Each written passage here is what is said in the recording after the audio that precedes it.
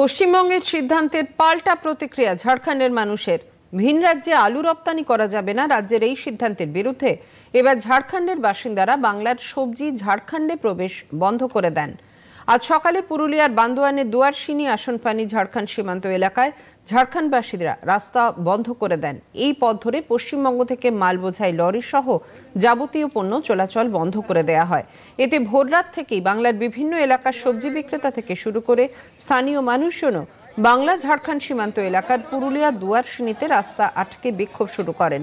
ছড়িয়ে পড়ে উত্তেজনা। পরে দুই রাজ্যের পুলিশের হস্তক্ষেপে পরিস্থিতি স্বাভাবিক হয়। ঝাড়খণ্ডের মানুষ অবিলম্বে আলু সরবরাহ শুরু করার দাবি করেন। টিএমসি মুখ্যমন্ত্রী তো বিনা ইনফরমেশনে আমাদের ঝাড়খণ্ডকে আলু সাপ্লাই বন্ধ করেছে। না, আমরা কোনো ঢুকতে দিব না। সবজি নাই, লেবার নাই, কোনো গাড়ি আমরা ঝাড়খণ্ডে ঢুকতে দিব না। আপনাদের ঝাড়খণ্ডে আলুর দাম কত রয়েছে? আলুর দাম এখন 60 টাকা, 60 টাকা কেজি।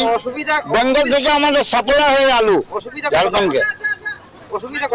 অসুবিধা অনেক হয়, 120% অসুবিধা। এখন আপনারা কি চাইছেন? এখন আমরা চাইছি যেমন আলুটা সরবরাহ হয়, কোথাও যেমন হয় ঝাড়খণ্ড সরকারের সাথে। আর যতক্ষণ না আলুটা সরবরাহ করে আমরা অনিশ্চিতকালীন এখানে বন্ধ রাখবো।